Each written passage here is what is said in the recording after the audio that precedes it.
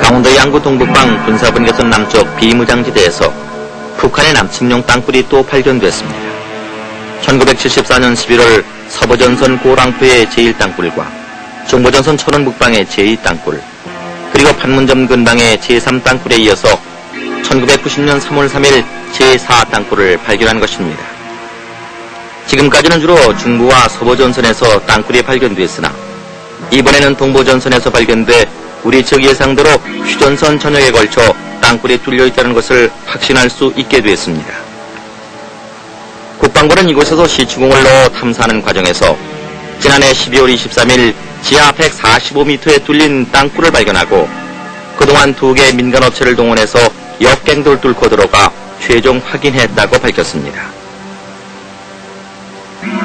역갱도 공사 과정을 보면은 북쪽에서 남쪽으로 파내려온 땅굴은 관통되지 않은 출구가 남쪽으로 향해 있고 시상에서부터 시추공을 뚫어 145m 지하에 땅굴이 있음을 확인했으며 우리 측에서 3m 너비의 역갱도를 331m 파내려간 지점에서 북한의 땅굴을 만난 것입니다. 제3땅굴에 이어 12년 만에 발견된 제4땅굴은 지난 1971년 김일성이 기습남침으로 인해 군사분계선을 지하로 관통하도록 전투명령을 하달한 이후 4번째 발견된 것인데 아직도 찾아내지 못한 땅굴이 20여 개는 있을 것이라고 관계자들은 보고 있습니다. 이 땅굴은 화강암층 안반을 뚫고 군사분계선을 넘어 우리 측 비무장지대로 1030m나 파 들어온 것으로 제2, 제3 땅굴과 거의 같은 형태입니다. 북한 측이 버리고 간 전선과 침묵이 여기저기서 발견돼 자연동굴이 아닌 인공동굴임이 확인됐습니다. 이 땅굴은 높이가 2m, 너비도 역시 2m 크기인데 1시간 내에 3만 병력과 야포 등을 이동시킬 수 있는 규모입니다. 북한의 현 남침 땅굴이 군사분계선을 침범한 중대한 휴전협정 위반 사건인 동시에 명백한 도발 행위며 정부는 북한 측에 대해 휴전협정 준수를 요구하는 한편 군사정전위원회를 열어 엄중 항의할 것이라고 이상훈 국방부 장관은 밝혔습니다. 반민족적인 책동으로 북한이 얻을 것은 자멸의 무덤일 뿐이라는 점을 북한의 최고 책임자는 깨달아야 할 것입니다.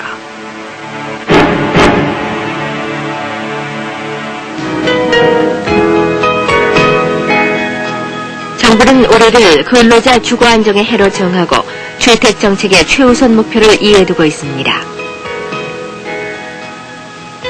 이에 따라서 오는 1992년까지 근로자들을 위해서 25만 가구의 주택을 짓기로 하고 첫 해인 올해는 6만 가구를 건설하기로 했습니다.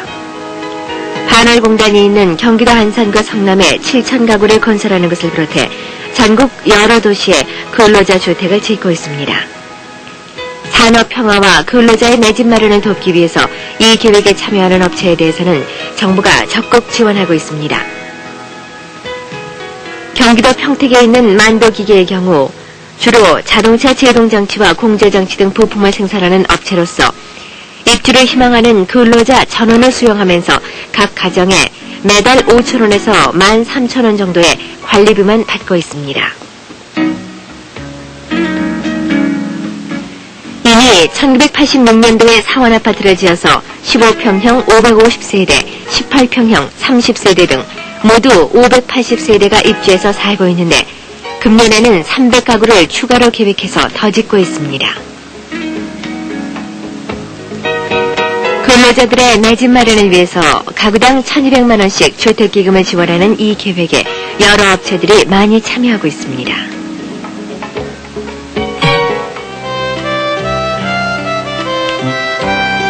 경기도 부천에 있는 튼튼이 아가방은 인근 내동과 도당동 일대 공업단지 주변 맞벌이 부부의 자녀들을 모아서 율동과 체조, 그림과 노래를 가르치는 어린이들의 배움터입니다. 이 아가방은 부천 여성노동자회가 지난 1988년 12월에 독지가들의 도움으로 이웃 사람교회와 공동으로 구입한 건물을 교회가 운영하는 어린이 공부방과 나눠 쓰고 있기 때문에 12평 남짓한 공간에 지나지 않습니다. 그러나 크고 작은 3천여 개 기업체에 근무하는 3만 5천여 기혼 여성 근로자들에게는 이와 같은 타가시설이 절대적으로 필요한 형편입니다. 엄마 품에서 떨어지면 울음을 그치지 않던 아기들이 아가방을 찾은 이후로는 하루가 다르게 친구들과 잘 어울리고 놀다가 지치면 새근새근 잠을 청하면서 잘 적응하고 있습니다. 주부 근로자는 일하면서 아기 걱정 덜어 좋고 업체에서는 생산성이 높아지므로 일거양득이 아닐 수 없습니다.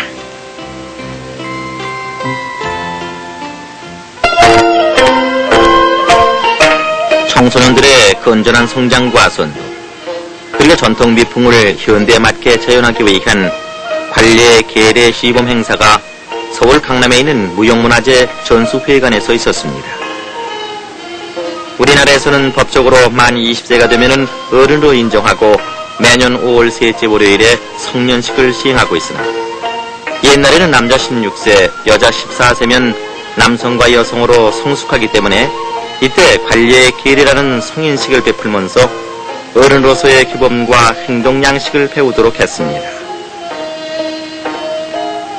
오늘날의 청소년들은 사춘기와 이 비의지의 교육으로 갈등을 느끼고 동양과 서양의 문화적 갈등 속에서 방황하는 수가 많습니다. 그래서 좀 더 일찍 이런 예식을 행함으로써 책임감을 갖고 새로운 민족 청소년으로 성장하도록 하기 위해 사회단체 청영원이 이 운동을 벌이고 있습니다.